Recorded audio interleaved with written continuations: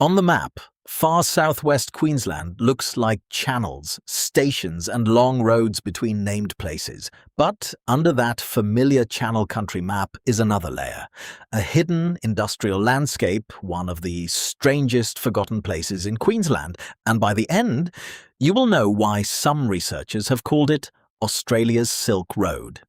This is the Mithaka stone quarry and grindstone trade network of the Channel Country, Queensland, with its 25,000-pit industrial workings. No pub facade, no railway platform, no main street with broken windows. You arrive instead through gibber plains, braided dry riverbeds, and low stony rises where the wind scrapes dust against your door and the tires crackle over iron-hard ground. You step out, and at first, nothing announces itself. There is no big brown tourist sign telling you where to look. The air smells of hot stone and dry grass. Flies tick against your face.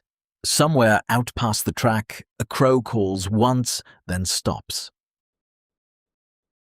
And then the ground begins to change. A flake here, a worked edge there, stone that has been struck, shaped, tested, carried, the kind of evidence you miss completely if you are moving too fast, or if you were taught that this country was only crossed through, never worked at scale. Survey work has documented 179 quarry sites across roughly 33,800 square kilometres of Mithaka country. That is a mapped industrial system spread across a desert of water channels and stone. One quarry inside that system holds an estimated 25,000 individual pits. If you like forgotten Queensland history that sits just off the official map, subscribe now, because the first pit field is where this story stops looking ancient and starts looking enormous. From the track, the pit field does not appear all at once. You walk into it gradually, boots shifting on loose stone, heat lifting off the ground in a pale shimmer. Then the hollows start to line up around you, shallow and dark-edged, some softened by time, some still sharp enough to catch shadow. This is where the word quarry starts to feel too small. A modern quarry usually gives you a wall, a cut face, a machine scar. Here, the evidence is spread underfoot. Pits, flakes, hammerstones, broken pieces, worked blanks. The place has the strange quiet of an abandoned industrial floor, except the machinery was human skill and the raw material was stone chosen with care. Survey teams recorded these places across Mithaka homelands by walking, mapping, counting and reading the ground slowly. That matters, because this landscape does not hand over its story to anyone who stays inside the vehicle. You have to stop. You have to look down. You have to notice the difference between a stone broken by weather and a stone broken by purpose. The 25,000-pit quarry is the figure that makes people pause, but it is only one part of the wider pattern. Across those 179 recorded sites, the same question keeps returning. How much labour? How much planning? And how many journeys does a system like this require? Then comes the harder question. If these pits are old enough to blur at the edges, old enough for wind and flood to soften their shape, how do you prove when the work began? The answer was waiting in the buried grains beneath the quarry floor. Those grains had been sealed away under the working surface, out of the sun, holding a kind of clock inside them. To read it, researchers used optically stimulated luminescence dating. In plain language, it measures when buried sediment last saw daylight. That sounds neat when you say it quickly. On the ground, it is slow work. Samples have to be taken carefully, shielded from light, handled as if a careless second could blur the result.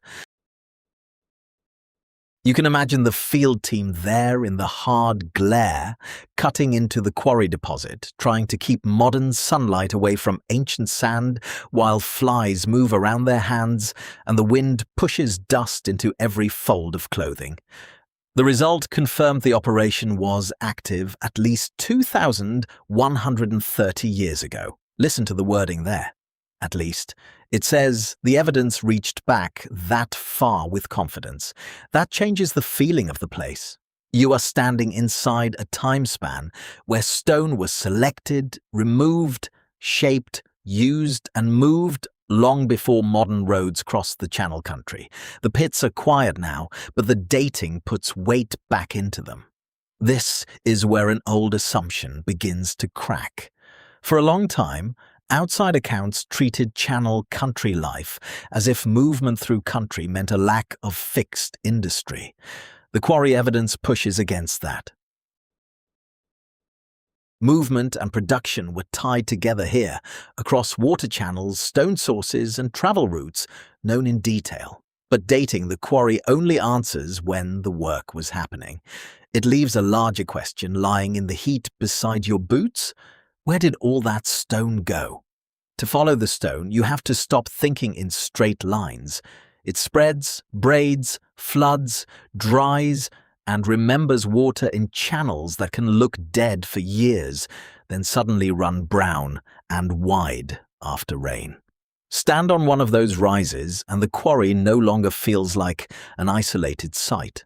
The country opens in low folds, creek lines, clay pans, stony flats, distant timber along channels.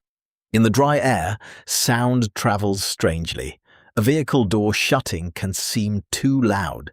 Your boot scuffs a flake, and it clicks against another piece of worked stone with a hard, clean note. The material taken from these quarries was shaped into tools, including sandstone grindstones. These were heavy objects, practical objects. They were used for processing seeds and plant foods, for turning hard-won resources into something people could eat, carry, share, and store. A good grindstone mattered. That is why the trade network matters. If stone from Mithaka country moved outward, then the quarry was connected to people, paths, knowledge, and obligations beyond the pitfield itself. The phrase Australia's Silk Road can sound dramatic, but the comparison points to something real. Exchange across distance, built through relationships and repeated journeys. The records can show quarry scars, tool forms, and where material appears. They cannot recover every voice at every meeting place. They cannot tell you every agreement made beside a waterhole or every hand that carried a shaped stone away from the source. But the pattern is enough to disturb the old story. The pits were only the beginning. The real map was moving through the country with the stone. Somewhere along those routes, a tool stopped being just a tool. A grindstone carried out of that quarry country was never a small thing to move. Even a finished piece had weight in it. You can feel that if you imagine lifting one from the ground. Rough surface against your palms, fine grit on your skin, the dull pull in your arms before you take the first step. That weight tells you something. They carry it because it works, because it lasts, because someone else needs it, and because the roots between source and user are known well enough to trust. The sandstone grindstones coming from this network were part of daily life in a way that can be easy to miss from a museum label. They sat close to food, hands, seeds, water, family, and work. The sound would have been ordinary then. Stone on stone, a low scrape, steady and patient. Today, when you stand near the pitfield, that missing sound is almost the loudest part. In 2021, findings published in Antiquity gave this evidence a wider public force. It was already important. What it did was push against a long-running outside assumption. The Channel country peoples were simply passing through their homelands without large-scale production. That old picture was too thin. The quarry sites show selection. The pits show repeated extraction. The tools show use. The distribution points to exchange bit by bit. The evidence builds a different shape. But there is a problem with a place like this. If the industry is spread through stone fields, channels and low rises, then protecting it is not as simple as putting a fence around one ruin. That is where the danger begins.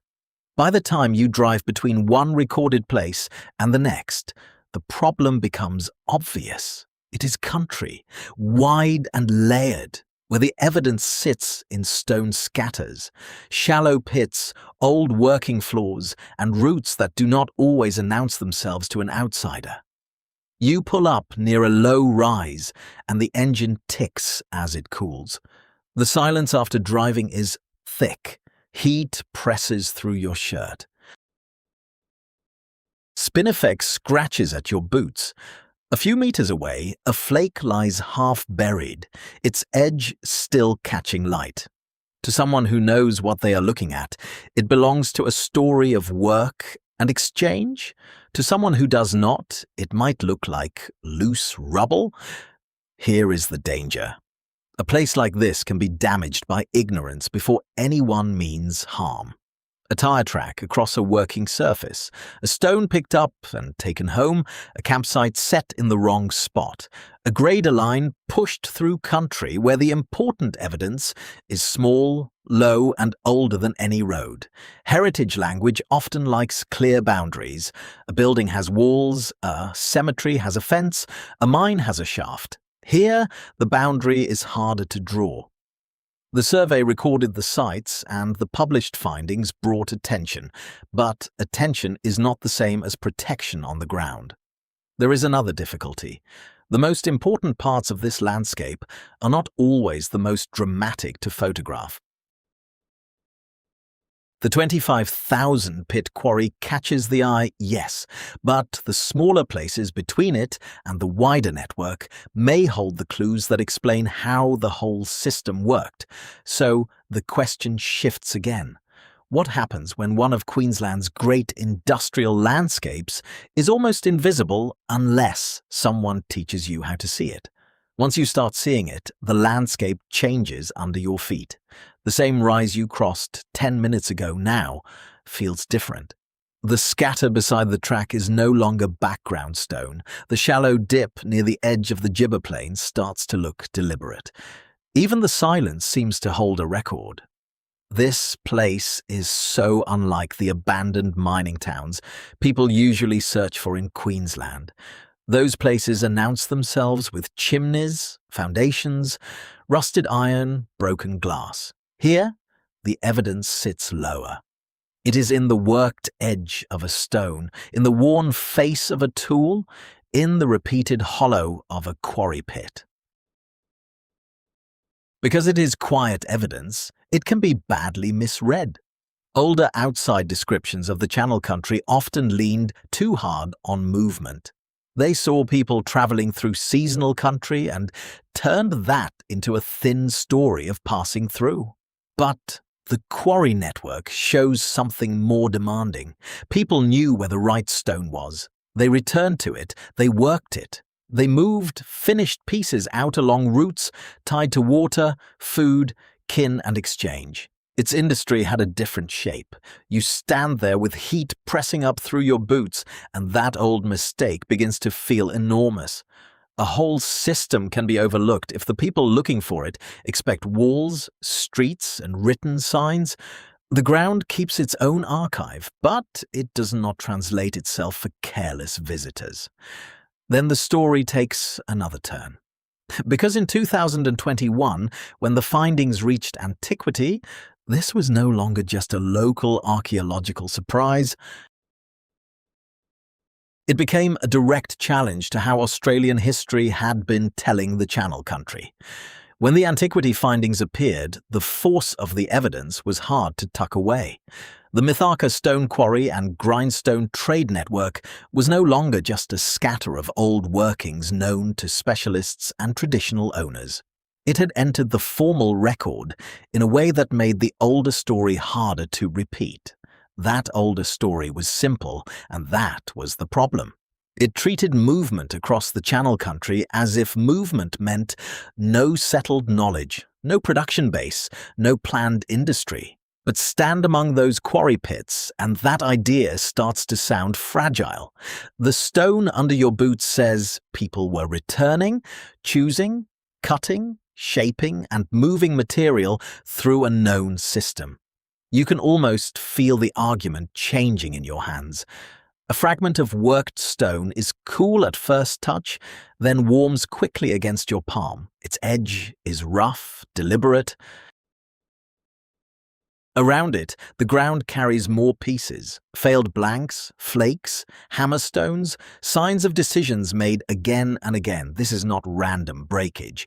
It is a record of skill. The publication in 2021 did not answer everything. It could not give names to every maker.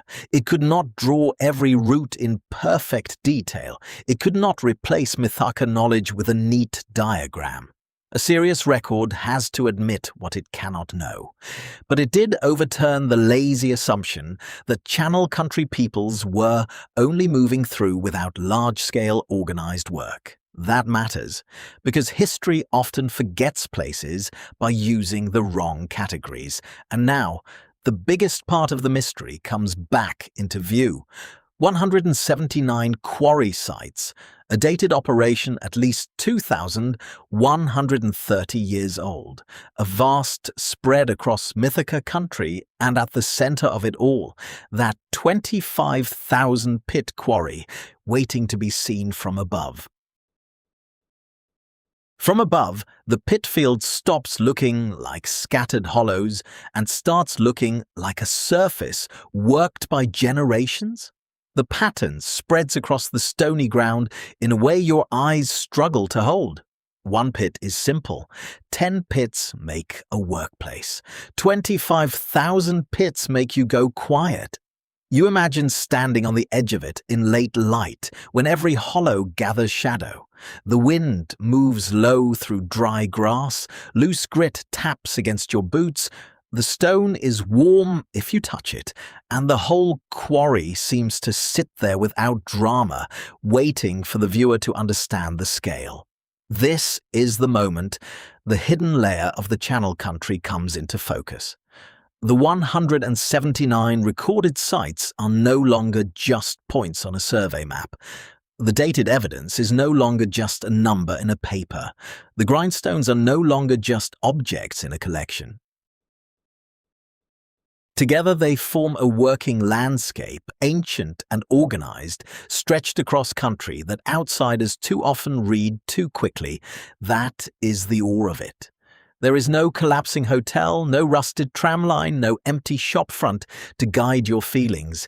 The evidence is older, lower, and harder to photograph. But once you see it, the absence of buildings makes the place feel even more powerful. The old assumption could survive only while the ground was being misread. Here, the ground answers back. It says production happened here, exchange happened here, knowledge held the system together. And then you have to face the last question, the one that sits beyond archaeology and maps. If this was always visible to those who knew how to read it, what else in Queensland has been hidden in plain sight? That question follows you back toward the track, past the low stone scatters and the hollows that no longer look accidental. The vehicle is there, dust on the doors, heat trembling above the bonnet, but the country around it has changed in your mind. The Mithaka quarry network does not need a standing chimney to prove industry. It does not need a street sign, a bank vault, or a collapsed hotel balcony. Its evidence is heavier and older. A pit cut for stone, a worked edge left in the sun, a grindstone carried away because someone knew its value. And that is the quiet force of this place. The survey count, the dating, the publication in Antiquity, the 25,000 pit quarry, all of it points to a landscape that was organized, used, returned to, and connected across distance. The old idea that Channel Country peoples were only passing through was too small for the evidence underfoot. You stand there one last moment before leaving. The wind moves over the gibber. A small piece of stone catches the light near your boot, then dulls again as a cloud passes. Nothing has been rebuilt. Nothing has been restored for tourists, but something has been put back where it belongs. Weight, skill, planning, and memory. A map can mark a road and still miss the road people actually used. A stone can lie silent for centuries and still be carrying the shape of a hand. The engine starts. The track pulls away through the Channel Country, and behind you the pitfield settles back into heat, shadow, and patient ground. If you know another forgotten Queensland place, Aboriginal industrial landscape, old quarry, trade route, or overlooked site that deserves careful attention, leave its name in the comments. And if this kind of hidden history matters to you, subscribe before the next road disappears off the map.